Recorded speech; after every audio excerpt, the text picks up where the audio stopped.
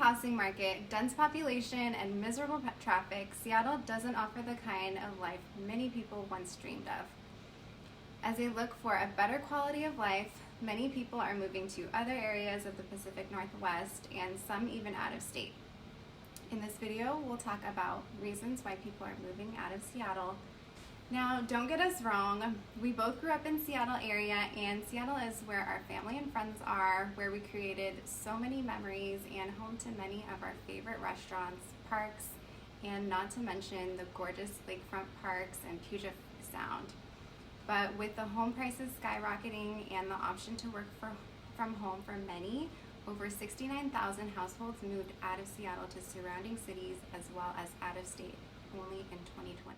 People appear to have ditched the Emerald City last year in unusually large numbers, and the number one reason is because of the COVID pandemic. Seattle area residents aren't always able to fully enjoy local amenities like the restaurants, lounges, and other kinds of nightlife, which lowers the incentive to live there. Seattle is known for their diverse food scene, and after COVID, people began eating at home more and more and are dining out with their friends much less. Although many restaurants have reopened since then, I think a lot of people have just become good with eating most of their meals at home. And the things that once seemed important, we've lived without for so long during this pandemic.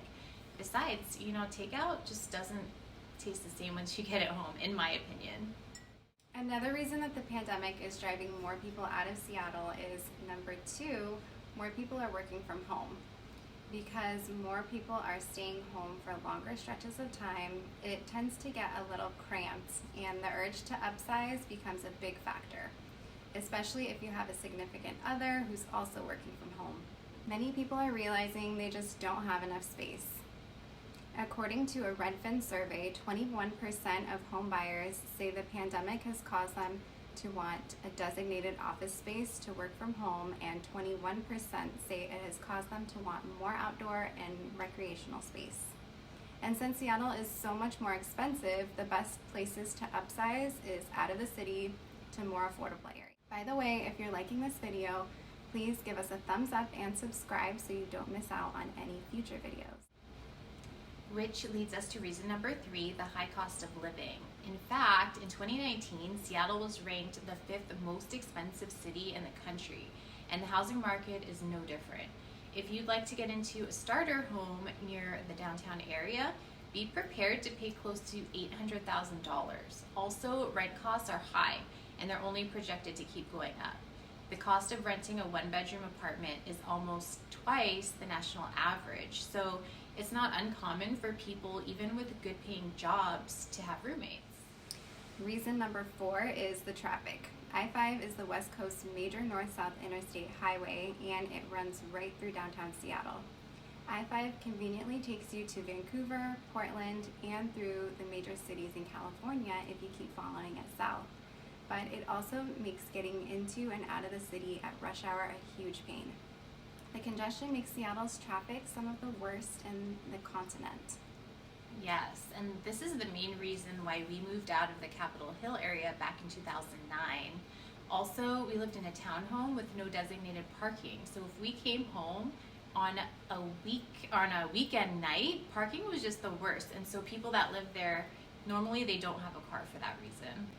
Number 5, the homeless population is growing. In 2018, the Seattle Times reported that King County had the 3rd largest population of homeless individuals in the country, beating even New York and Los Angeles. Driving through Seattle, tent cities are much more apparent than ever before. One local study found that 50% increase in the number of tents in Seattle between the summers of 2019 and 2020. King County spends over $1 billion per year to deal with homelessness, but with no positive results to show for it, and it's becoming a safety issue. So far this year, Seattle firefighters have responded to 1,200 fires at camps citywide. Last but not least, number 6, crime is higher. Reports of violent crime this year in Seattle have already surpassed the historic high number that was reported in the city last year. more people are worried they are on their own when it comes to defending themselves against random crime, especially since more than 300 officers from the Seattle Police Department have left the department. As far as I can remember, Seattle has always been known for random shootings, muggings, and car break-ins, but it has only gotten more common these past couple years. All of that said, we both were born and raised in Seattle and would never trade that experience for anything. Seattle is still where I call home, and I do miss the food scene, meeting with friends at Pike Place for lunch, shopping at the Pacific Place, driving down to Alki Beach on a sunny day, and going to the clubs at night. We love that we can still enjoy all those aspects of Seattle if we want to. It's just a little further away. We hope that this video was helpful to you, and don't miss our next video where we'll talk about communities to consider if you're thinking about making the move out of Seattle to a more affordable area. Thanks for watching. Bye. Bye.